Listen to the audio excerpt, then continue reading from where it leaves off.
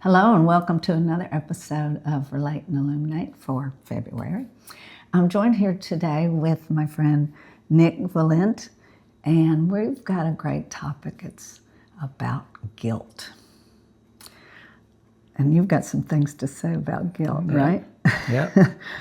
I guess you've never felt it, right? Oh, never. No, I've been guilt-free my entire life. It's been a blessing. No one has ever been guilt-free. That's absolutely true. Yeah. And I wouldn't want to be. No, because at its best, it's a moral compass, if you will. When you feel guilty initially, you felt like you've done something wrong. Yes. And you need to repair it. So that is good guilt. But there's unhealthy guilt. True. But let's delve into the good guilt first. So again, if you feel like you've wronged somebody, apologizing is something you want to do. Right. Repairing. Yeah. And I think it is helpful to repair it with that person, but also with yourself. Very true, yes. Because if you're not repairing it in yourself, then you're going to carry it. So. Mm-hmm. So that involves self-forgiveness. Yes, which is a very important part that people often forget. Because, without that, you're ruminating and feeling bad about yourself. And that that just takes you down. It's stress. It's, beating yourself up. And you can't ruminate yourself out of the guilt. That's the problem, right? I like that. Yeah. Right? If you just keep thinking about it over and over again, thinking, I'm punishing my way out of this, it's just not going to work, right? Or that you deserve the punishment. Or that's even worse. Yeah. So that instead of I did wrong, I am wrong. Right. Or I am actually the problem. Right. Which, I did do something wrong. Right. Right. But once you've gotten forgiveness from the person or whatever that you got the guilt from, and you've forgiven yourself, then you should be able to move on and not ruminate over it. That's easier said than done, though, right? Yeah. I'm guilty of that. I think everybody out there is going to feel like, yeah, I've done that. Yeah. Right? Been there, done that. So again, let's talk about now the unhealthy guilt. I guess we touched on it a little bit. What more would you want to say about that? So unhealthy guilt is when you can't let go of it. No matter what, somebody forgives your best friend. You did something that you said, oh my gosh, I should not have said that, or I should not have done that, or I should behave differently. Mm-hmm. And you go to them, or you don't go to them. Because you're afraid to go to them, maybe. Mm-hmm. Right? That could be, and that's certainly guilty. I've done that, and then you just keep, like I said before, you just keep thinking about it and internalizing it and thinking, I'm bad, I shouldn't have done that. And, you could do that for you're waking up at 2:00 in the morning, mm-hmm. thinking, oh my gosh, this is it, I've ruined my life. And you can, but things, especially at 2:00 in the morning, we've all had that feeling, right? Yeah. Where stuff just starts to run away. And then you can't turn it off. You can't turn it off. Right. Next thing you know, it's 4:00 in the morning and you still haven't fallen asleep because you're processing this over and over and over again. Yeah. And that's just not gonna help you. Yeah. It's not healthy for you. No. So here's a scenario that I've experienced. What if both of you say something cruel because you get in a discussion?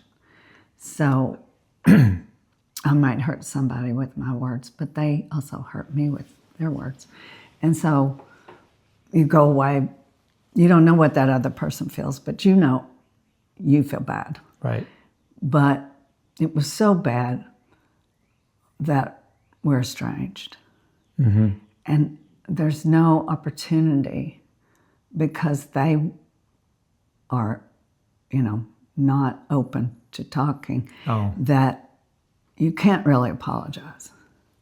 That's a tough situation, right? Because if they're not going to talk to you, you can't apologize.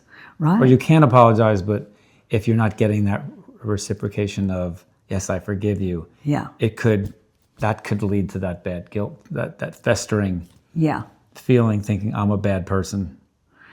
And since I've gone through this, I finally said, well, it's not all my fault. There were two people in this conversation. There usually is, right? Yeah, two people. And it takes two people to make amends or to go their separate ways. Right. And I want to make amends, but they don't. So at that point, you let go of it. Now, I've thought about reaching out to that person and saying, for my part, I apologize. However, I don't want to do that because they're so standoffish. I'm not going to get any response. I'm not going to get any, closure from it. The closure is they're not talking to me. And I do think, I still could do it, but my feelings were hurt by what they said. So what's your thought on that? So you really can't control what somebody else thinks. Right. You can't control their emotions. What they do. You can't control what they do. You can't control what they're thinking. And honestly, you probably really don't know what they're thinking or feeling.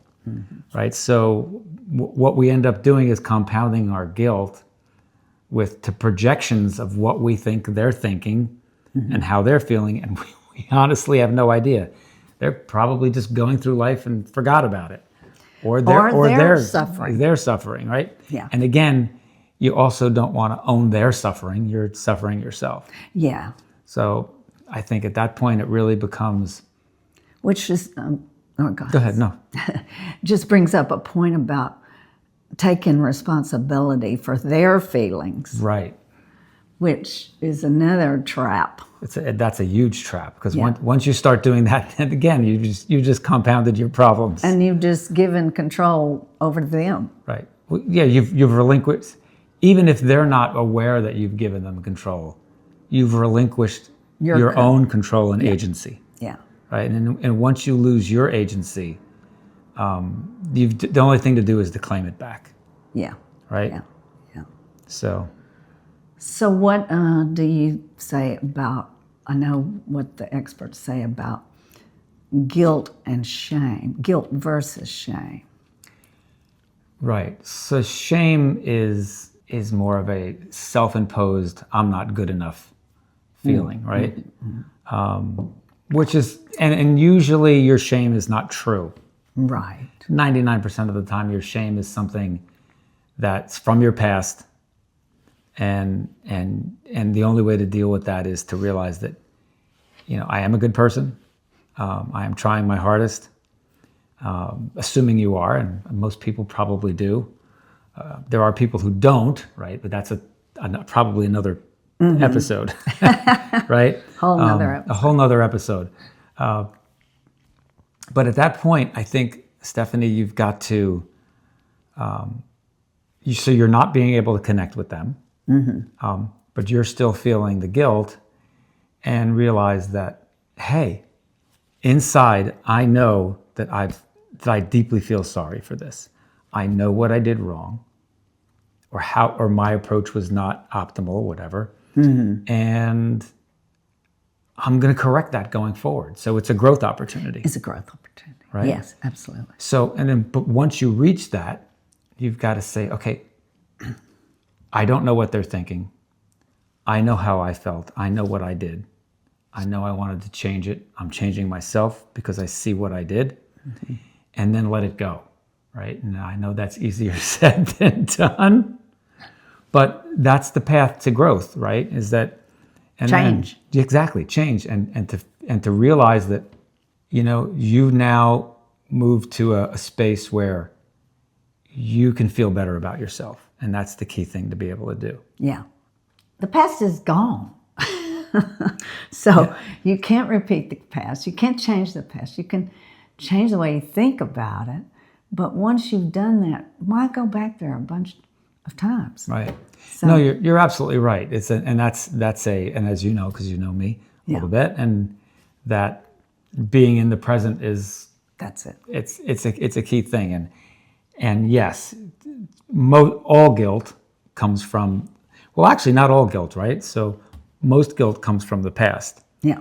But there are schools of thought of, thinking about, well, I'm thinking about this. I will feel guilty if I don't do this. If I don't do this, I feel guilty.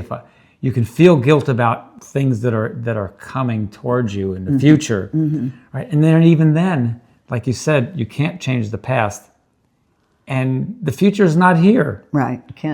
You can't change it either. All you could do is go into it in a new way and in a positive way and do the best we can, right? And it's when we get stuck on that, trying to change the past, which you can't do, and worrying about the future rather than just being present and taking ownership of the guilt. Yeah, that's it.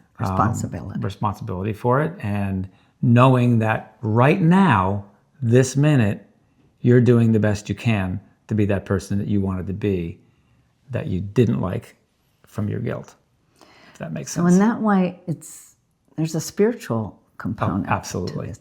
To have faith that it's going to work out, what you just said, faith. Well, you have to take an action. Yeah. Right?